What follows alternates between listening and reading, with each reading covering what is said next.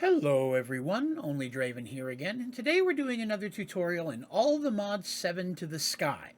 Today we're going to be looking at the Pipes mod, which is a mod that provides you different ways to transfer items, fluids, gases, and energy from one location to another. It's a really handy mod and one of the best mods in this pack in order to be able to transfer those things from one place to another. Now, if you find this video helpful and you like it, please be sure to click like.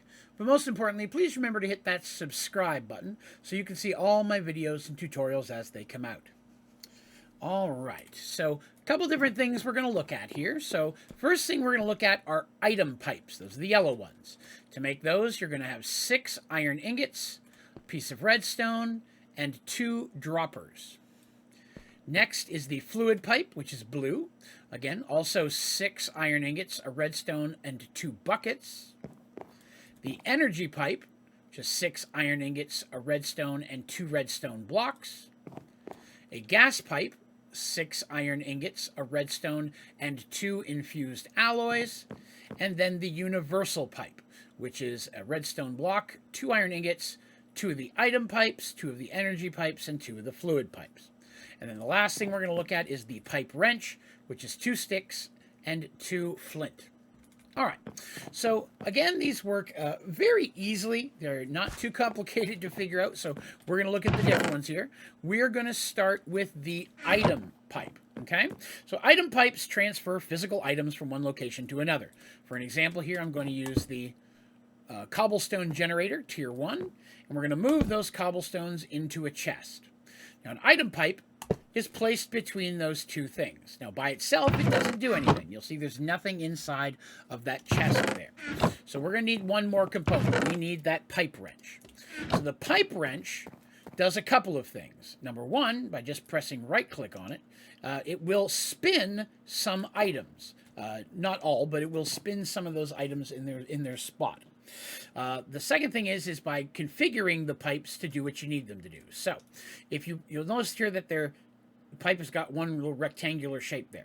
If I hold Shift and right-click over here on this side of the pipe, this little shape has popped up. That means that it's going to be pulling items from this side, because there isn't one, means it's going to be pushing those items in. So you can see that the chest is taking items out of your cobblestone generator and placing them into the chest.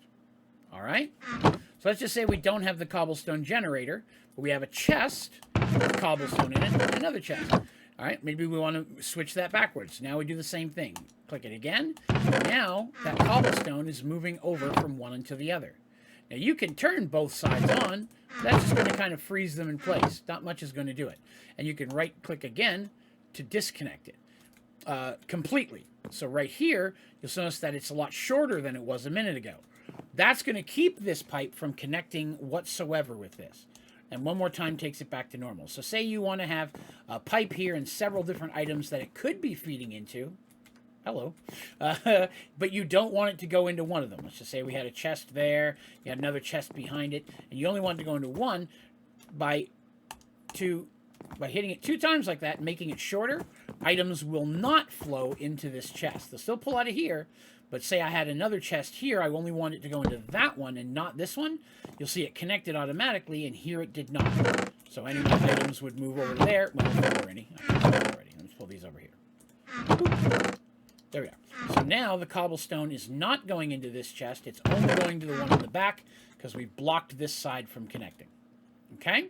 Now, all the pipes are going to work the same way as this one in the middle there, with the shift right-clicking and using the pipe wrench. But let's go ahead and take a look at some of the other ones. Let's go ahead and bust this, pick those up, and got a little visitor here. We're going to go ahead and get rid of the cobblestone generator temporarily, and now we're going to go ahead and we're going to grab the fluid pipe. It's going to work the same way. For this one, we're going to grab a sink and a pipe and a tank. So here's our kitchen sink. Here's a pipe, or a tank. Put the pipe in the middle. You'll notice nothing is happening here, but if I go ahead and shift right-click, water is now being pulled out of the sink into this tank. Right. So same way as the item one. Oops. Now the power one works the same way. Say I've got a machine I want to power. Here's a crusher. and I have a battery or whatever my power source is. I put the energy pipe there. Oop, I got rid of my pipe wrench. Pipe wrench. Oop. Oop. And now this, see, this is one of those blocks where just by right-clicking on it, I can spin it. See how it's spinning the machine? Which can be handy if you want something facing a specific direction. Well, you'll notice that it has power. It's coming from this, in this situation, just a creative energy battery. All right. So, then we have the gas pipe. Now, the gas pipe, for this one, we're going to take an electrolytic separator and a gas tank, and we're going to connect these. We're also going to need that kitchen sink, and we're going to need that power, okay? So I'm going to go ahead and put an electrolytic separator down. You'll notice that it has power. It's getting the power we need. And I need a tank. I want to flow into that tank. I'm going to configure that tank so that it takes items in input right there. That's, let's see, if you say pigments, slurries, yeah, that should work. Input. And then I want to provide this with water in order for the electrolytic separator to work. So I'm going to use one of these sinks here. And we'll go ahead and grab that fluid pipe we were using a minute ago. So you're going to see a couple of them all used at once. So now it's getting water. Oops, I spun it. It's getting the water we need. It's making hydrogen, it's making oxygen, it's getting power. And I need that to go into this tank. So we'll do the exact same thing we did before. And now you can see it's getting gas. So here's a good example of it doing a couple of different pipes, 3 different pipes, all working towards the same process. Okay? Now, the last pipe that we're going to look at is the universal pipe. Now, the universal pipe does everything we just looked at. It's one pipe that does them all.